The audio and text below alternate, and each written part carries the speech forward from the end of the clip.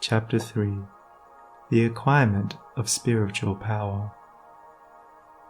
The world is filled with men and women seeking pleasure, excitement, novelty, seeking ever to be moved to laughter or tears, not seeking strength, stability, and power, but courting weakness and eagerly engaged in dispersing what power they have. Men and women of real power and influence are few, because few are prepared to make the sacrifice necessary to the acquirement of power, and fewer still are ready to patiently build up character. To be swayed by your fluctuating thoughts and impulses is to be weak and powerless. To rightly control and direct those forces is to be strong and powerful. Men of strong animal passions have much of the ferocity of the beast, but this is not power. The elements of power are there, but it is only when this ferocity is tamed and subdued by the higher intelligence that real power begins, and men can only grow in power by awakening themselves to higher and even higher states of intelligence and consciousness. The difference between a man of weakness and one of power lies not in the strength of the personal will, for the stubborn man is usually weak and foolish, but in that focus of consciousness which represents their states of knowledge. The pleasure seekers, the lovers of excitement, the hunters after novelty, and the victims of impulse and hysterical emotion lack that knowledge of principles which gives balance, stability, and influence.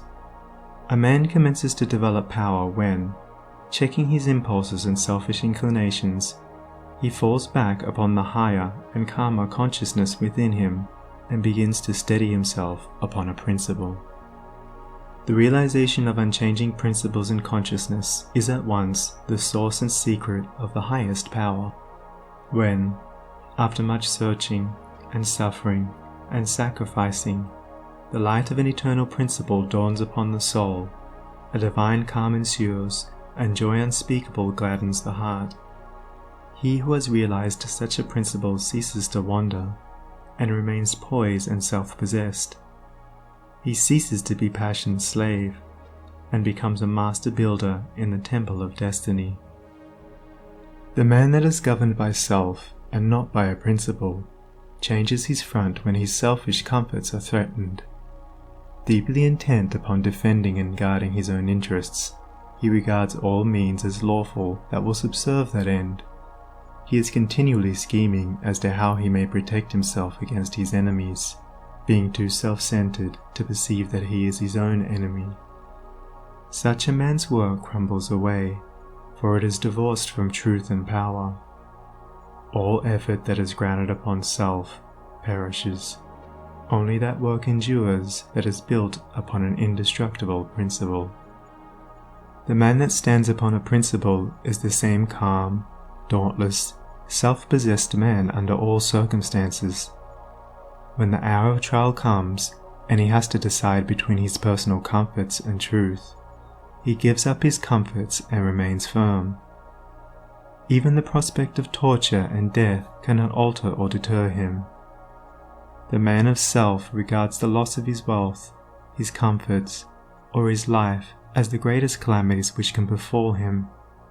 The man of principle looks upon these incidences as comparatively insignificant, and not to be weighed with loss of character, loss of truth. To desert truth is, to him, the only happening which can really be called a calamity. It is the hour of crisis which decides who are the minions of darkness, and who the children of light. It is the epoch of threatening disaster, ruin, and persecution, which divides the sheep from the goats, and reveals to the reverential gaze of succeeding ages the men and women of power. It is easy for a man, so long as he is left in the enjoyment of his possessions, to persuade himself that he believes in and adheres to the principles of peace, brotherhood, and universal love. But if, when his enjoyments are threatened, or he imagines they are threatened, he begins to clamor loudly for war, he shows that he believes in and stands upon, not peace, brotherhood, and love, but strife, selfishness, and hatred.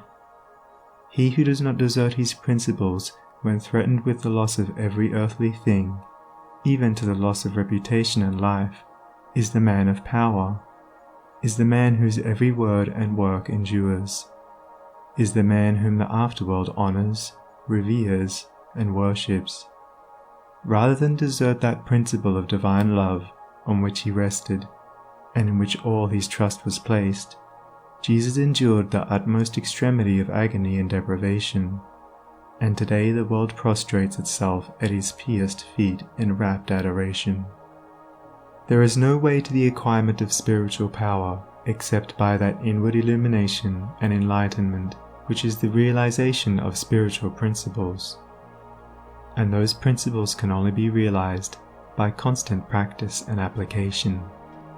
Take the principle of divine love, and quietly and diligently meditate upon it with the object of arriving at a thorough understanding of it.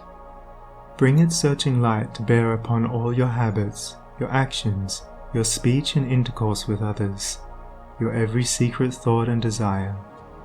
As you persevere in this course, the divine love will become more and more perfectly revealed to you, and your own shortcomings will stand out in more and more vivid contrast, spurring you on to renewed endeavor. And having once caught a glimpse of the incomparable majesty of that imperishable principle, you will never again rest in your weaknesses, your selfishness, your imperfection, but will pursue that love until you have relinquished every discordant element and have brought yourself into perfect harmony with it. And that state of inward harmony is spiritual power. Take also other spiritual principles, such as purity and compassion, and apply them in the same way. And, so exacting is truth, you will be able to make no stay, no resting place, until the inmost garment of your soul is bereft of every stain, and your heart has become incapable of any hard, condemnatory, and pitiless impulse. Only in so far as you understand, realize, and rely upon these principles will you acquire spiritual power, and that power will be manifested in and through you in the form of increasing dispassion, patience, and equanimity. Dispassion argues superior self-control. Sublime patience is the very hallmark of divine knowledge, and to retain an unbroken calm amid all the duties and distractions of life marks off the man of power. It is easy in the world to live after the world's opinion. It is easy in solitude to live after our own. But the great man is he who in the midst of the crowd keeps with perfect sweetness the independence of solitude. Some mystics hold that perfection in dispassion is the source of that power by which miracles, so-called, are performed. And truly he who has gained such perfect control of all his interior forces that no shock, however great, can for one moment unbalance him, must be capable of guiding and directing those forces with a master hand. To grow in self-control, in patience, in equanimity, is to grow in strength and power, and you can only thus grow by focusing your consciousness upon a principle. As a child, after making many and vigorous attempts to walk unaided, at last succeeds, after numerous falls, in accomplishing this, so you must enter the way of power by first attempting to stand alone. Break away from the tyranny of custom, tradition, conventionality, and the opinions of others, until you succeed in walking lonely and erect among men. Rely upon your own judgment, be true to your own conscience, follow the light that is within you. All outward lights are so many will-o'-the-wisps. There will be those who tell you that you are foolish, that your judgment is faulty, that your conscience is all awry, and that the light within you is darkness. But heed them not. If what they say is true, the sooner you, as a searcher for wisdom, find it out the better, and you can only make the discovery by bringing your powers to the test. Therefore, pursue your course bravely. Your conscience is at least your own, and to follow it is to be a man. To follow the conscience of another is to be a slave. You will have many falls, will suffer many wounds, will endure many buffetings for a time, but press on in faith, believing that sure and certain victory lies ahead. Search for a rock, a principle, and having found it, cling to it. Get it under your feet and stand erect upon it, until at last, immovably fixed upon it, you succeed in defying the fury of the waves and storms of selfishness. For selfishness in any and every form is dissipation, weakness, death. Unselfishness in its spiritual aspect is conservation, power, life. As you grow in spiritual life and become established upon principles, you will become as beautiful and as unchangeable as those principles, and will taste of the sweetness of their immortal essence, and will realize the eternal and indestructible nature of the God within. No harmful shaft can reach the righteous man, standing erect amid the storms of hate, defying hurt and injury and ban, surrounded by the trembling slaves of fate.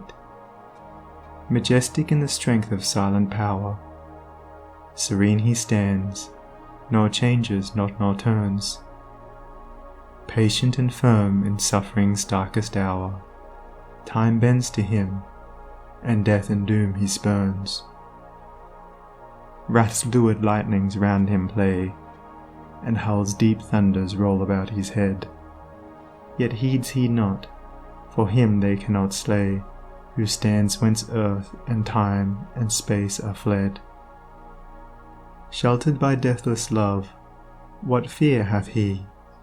Armoured in changeless truth, what can he know of loss and gain? Knowing eternity, he moves not whilst the shadows come and go.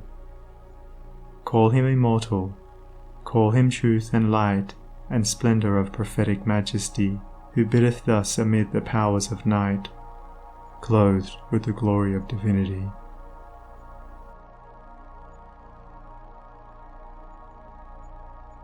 Chapter 4. The Realization of Selfless Love. It is said that Michelangelo saw in every rough block of stone a thing of beauty, awaiting the master hand to bring it into reality. Even so, within each there reposes the divine image, awaiting the master hand of faith, and the chisel of patience to bring it into manifestation. And that divine image is revealed and realized as stainless, selfless love. Hidden deep in every human heart, though frequently covered up with a mass of hard and almost impenetrable accretions, is the spirit of divine love, whose holy and spotless essence is undying and eternal. It is the truth in man. It is that which belongs to the Supreme, that which is real and immortal. All else changes and passes away. This alone is permanent and imperishable. And to realize this love by ceaseless diligence in the practice of the highest righteousness, to live in it and to become fully conscious in it, is to enter into immortality here and now, is to become one with truth, one with God, one with the central heart of all things, and to know our own divine and eternal nature. To reach this love, to understand and experience it, one must work with great persistency and diligence upon his heart and mind, must ever renew his patience and keep strong his faith, for there will be much to remove, much to accomplish before the divine image is revealed in all its glorious beauty. He who strives to reach and to accomplish the divine will be tried to the very utmost, and this is absolutely necessary, for how else could one acquire that sublime patience without which there was no real wisdom, no divinity? Ever and anon, as he proceeds, all his work will seem futile, and his efforts appear to be thrown away. Every now and then, a hasty touch will mar his image, and perhaps when he imagines his work is almost completed, he will find what he imagined to be the beautiful form of divine love utterly destroyed, and he must begin again with his past bitter experience to guide and help him. But he who has resolutely set himself to realize the highest recognizes no such thing as defeat. All failures are apparent, not real. Every slip, every fall, every return to selfishness is a lesson learned, an experience gained, from which a golden grain of wisdom is extracted, helping the striver toward the accomplishment of his lofty object. To recognize that of our vices we can frame a ladder, if we will but tread beneath our feet each deed of shame, is to enter the way that leads unmistakably toward the divine, and the failings of one who thus recognizes are so many dead selves upon which he rises, as upon stepping stones to higher things. Once come to regard your failings, your sorrows and sufferings as so many voices telling you plainly where you are weak and faulty, where you fall below the true and the divine, you will then begin to ceaselessly watch yourself, and every slip, every pang of pain will show you where you are to set to work, and what you have to remove out of your heart in order to bring it nearer to the likeness of the divine, nearer to the perfect love. And as you proceed, day by day detaching yourself more and more from the inward selfishness, the love that is selfless will gradually become revealed to you.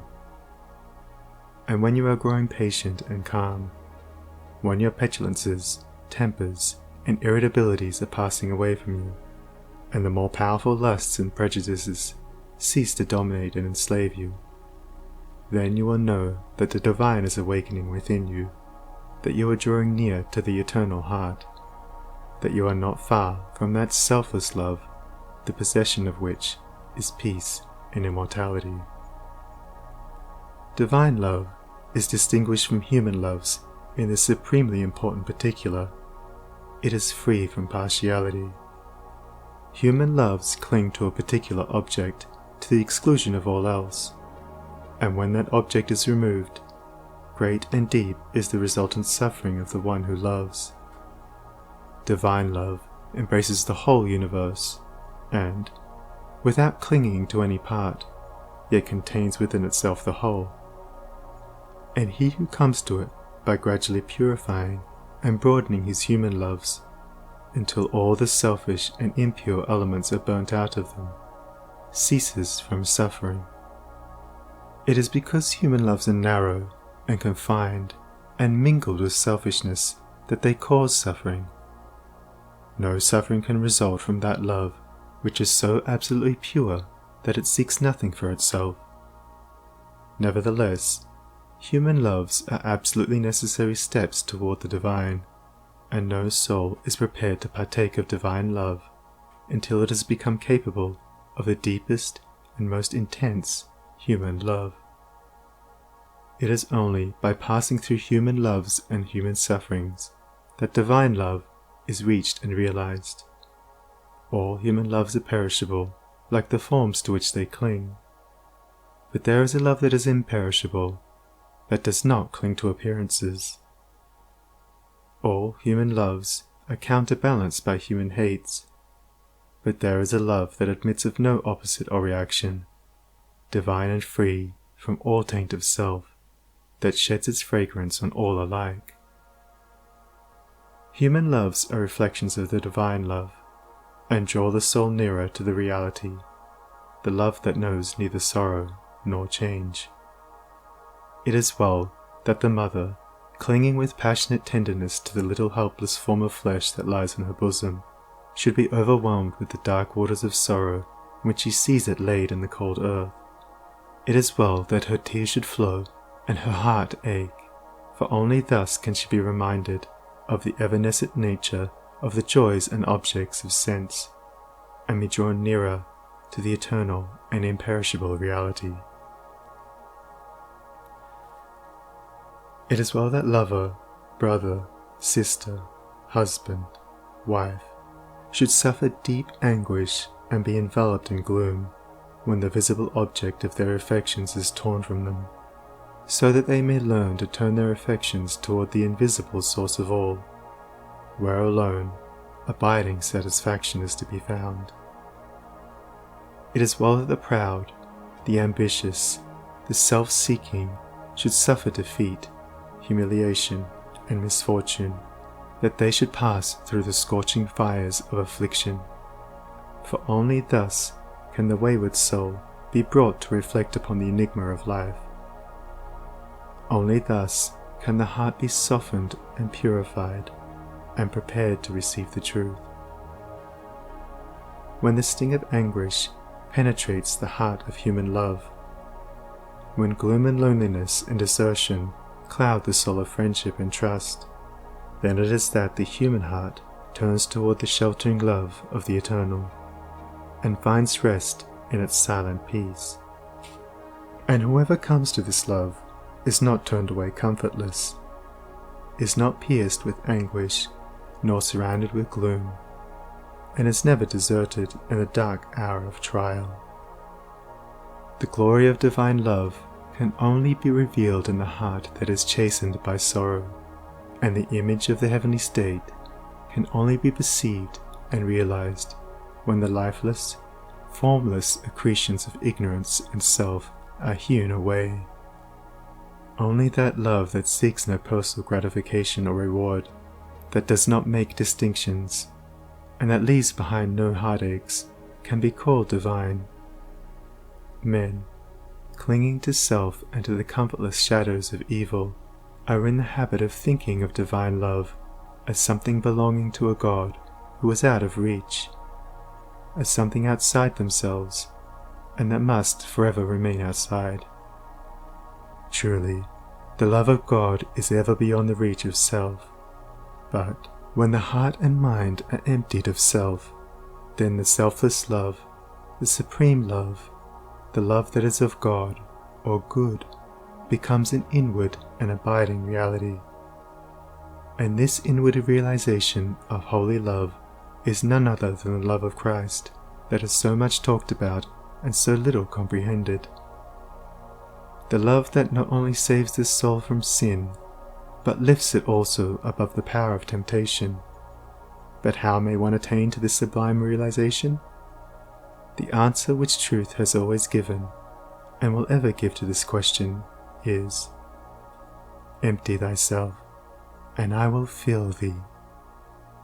Divine love cannot be known until self is dead, for self is the denial of love, and how can that which is known be also denied? Not until a stone of self is rolled away from the sepulchre of the soul does the immortal Christ, the pure Spirit of love, hitherto crucified, dead and buried, cast off the bands of ignorance, and come forth in all its majesty of his resurrection. You believe that the Christ of Nazareth was put to death and rose again.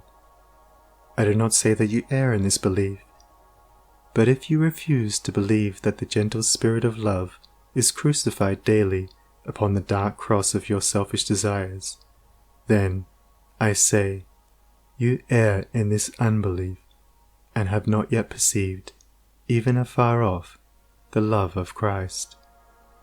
You say that you have tasted of salvation in the love of Christ. Are you saved from your temper, your irritability, your vanity, your personal dislikes, your judgment and condemnation of others? If not, from what are you saved? And wherein have you realized the transforming love of Christ? He who has realized the love that is divine has become a new man, and has ceased to be swayed and dominated by the old elements of self. He is known for his patience, his purity, his self-control, his deep charity of heart, and his unalterable sweetness. Divine or selfless love is not a mere sentiment or emotion. It is a state of knowledge which destroys the domination of evil and the belief in evil, and lifts the soul into the joyful realization of the supreme good. To the divinely wise, knowledge and love are one and inseparable. It is toward the complete realization of this divine love that the whole world is moving.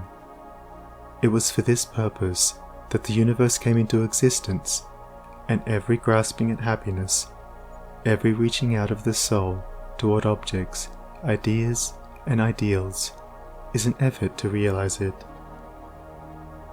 But the world does not realize this love at present because it is grasping at the fleeting shadow and ignoring, in its blindness, the substance. And so suffering and sorrow continue, and must continue until the world, taught by its self-inflicted pains, discovers the love that is selfless, the wisdom that is calm and full of peace. And this love, this wisdom, this peace, this tranquil state of mind and heart may be attained to, may be realized by all who are willing and ready to yield up self, and who are prepared to humbly enter into a comprehension of all that the giving up of self involves. There is no arbitrary power in the universe, and the strongest chains of fate by which men are bound are self-forged.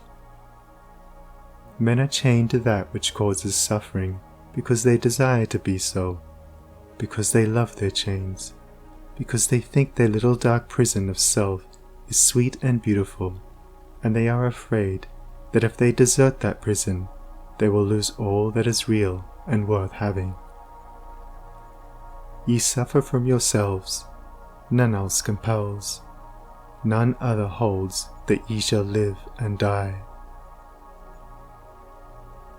And the indwelling power which forges the chains and built around itself the dark and narrow prison can break away when it desires and wills to do so, and the soul does will to do so when it has discovered the worthlessness of its own prison, when long suffering has prepared it for the reception of the boundless light and love. As the shadow follows the form, and the smoke comes after the fire, so effect follows cause, and suffering and bliss follow the thoughts and deeds of men. There is no effect in the world around us, but has its hidden or revealed cause, and that cause is in accordance with absolute justice. Men reap a harvest of suffering, because in the near or distant past they have sown the seeds of evil. They reap a harvest of bliss, also as a result of their own sowing of the seeds of good.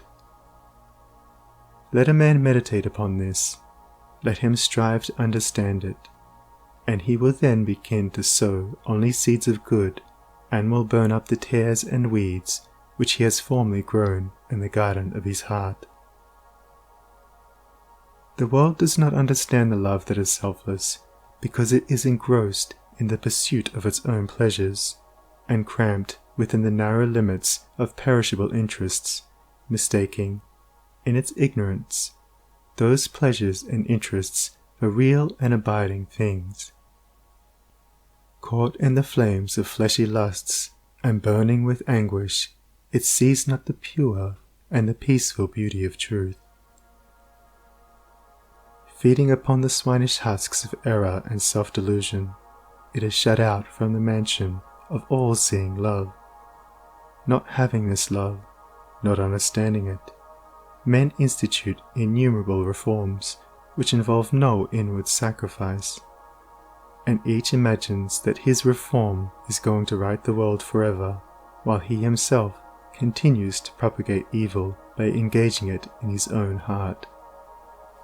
That only can be called reform which tends to reform the human heart, for all evil has its rise there, and not until the world, ceasing from selfishness and party strife, has learnt the lesson of divine love, will it realize the golden age of universal blessedness. Let the rich cease to despise the poor, and the poor to condemn the rich. Let the greedy learn to give, and the lustful how to grow pure. Let the partisan cease from strife, and the uncharitable begin to forgive. Let the envious endeavour to rejoice with others, and the slanderers grow ashamed of their conduct. Let men and women take this course, and lo, the golden age is at hand. He, therefore, who purifies his own heart is the world's greatest benefactor. Yet, though the world is, and will be for many ages to come, shut out from that age of gold, which is the realization of selfless love, you, if you are willing, may enter into it now, by rising above your selfish self. If you will pass from prejudice, hatred, and condemnation to gentle and forgiving love. Where hatred, dislike, and condemnation are, selfless love does not abide. It resides only in the heart that has ceased from all condemnation. You say, how can I love the drunkard, the hypocrite, the sneak, the murderer? I am compelled to dislike and condemn such men. It is true that you cannot love such men emotionally, but when you say that you must perforce dislike and condemn them, you show that you are not acquainted with that great overruling love. For it is possible to attain to such a state of interior enlightenment as will enable you to perceive the train of causes by which these men have become as they are, to enter into their intense sufferings, and to know the certainty of their ultimate purification. Possessed of such knowledge, it will be utterly impossible for you any longer to dislike or condemn them, and you will always think of them with perfect calmness and deep compassion. If you love people and speak of them with praise until they in some way thwart you, or do something of which you disapprove, and then you dislike them and speak of them with dispraise, you are not governed by that love which is of God, if, in your heart, you are continually arraigning and condemning others. Selfless love is hidden from you. He who knows that love is at the heart of all things, and has realized the all-sufficing power of that love, has no room in his heart for condemnation. Men, not knowing this love, constitute themselves judge and executioner of their fellows, forgetting that there is the eternal judge and executioner, and in so far as men deviate from them in their own views, in their particular reforms and methods, they brand themselves as fanatical, unbalanced, lacking judgment, sincerity, and honesty. In so far as others approximate to their own standard, do they look upon them as being everything that is admirable. Such are the men who are centered in self.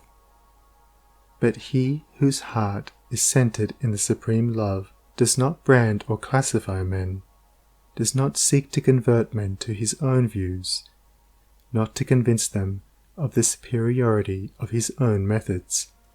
Knowing the law of love, he lives it, and maintains the same calm attitude of mind and sweetness of heart toward all, the debased and virtuous, the foolish and the wise, the learned and the unlearned, the selfish and the unselfish, receive alike the benediction of his tranquil thought.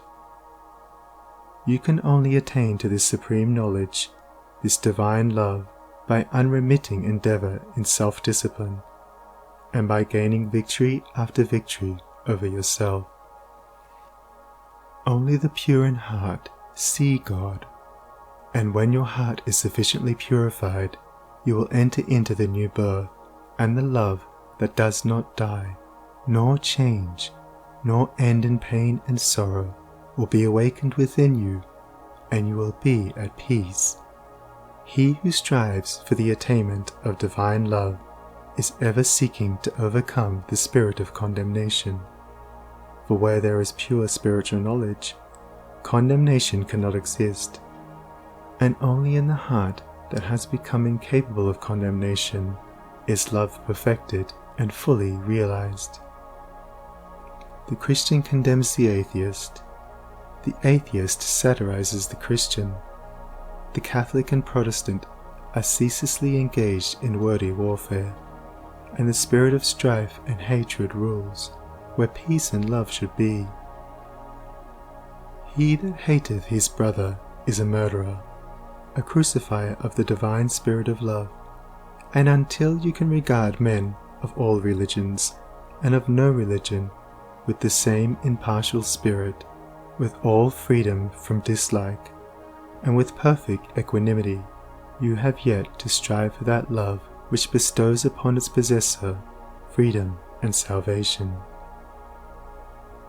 The realization of divine knowledge, selfless love, utterly destroys the spirit of condemnation, disperses all evil, and lifts the consciousness to that height of pure vision where love, goodness, justice are seen to be universal, supreme, all-conquering, indestructible.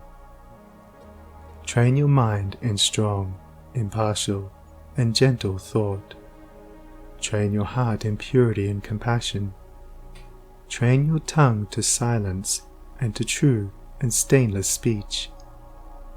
So shall you enter the way of holiness and peace, and shall ultimately realize the immortal love. So living without seeking to convert, you will convince without arguing, you will teach.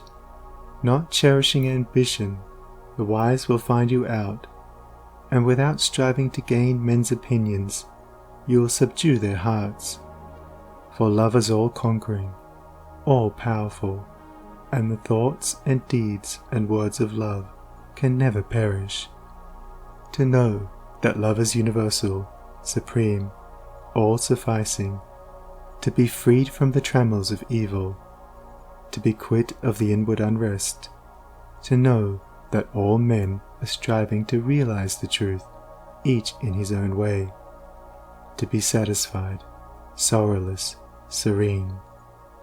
This is peace, this is gladness, this is immortality, this is divinity, this is the realization of selfless love. I stood upon the shore and saw the rocks resist the onslaught of the mighty sea, and when I thought how all the countless shocks they had withstood through an eternity, I said, to wear away the solid main, the ceaseless efforts of the waves are vain. But when I thought how they the rocks had rent, and saw the sand and shingles at my feet pour passive remnants of resistance spent, tumbled and tossed where they the waters meet, then saw I ancient landmarks 'neath the waves, and knew the waters held the stones their slaves. I saw the mighty work the waters wrought, by patient softness and unceasing flow, how they the proudest promontory brought unto their feet, and massy hills laid low, how the soft drops the adamine wall conquered at last, and brought it to its fall. And then I knew that hard, resisting sin should yield at last to love's soft, ceaseless roll, coming and going, ever flowing, upon the proud rocks of the human soul, that all resistance should be spent and past, and every heart yield unto it at last.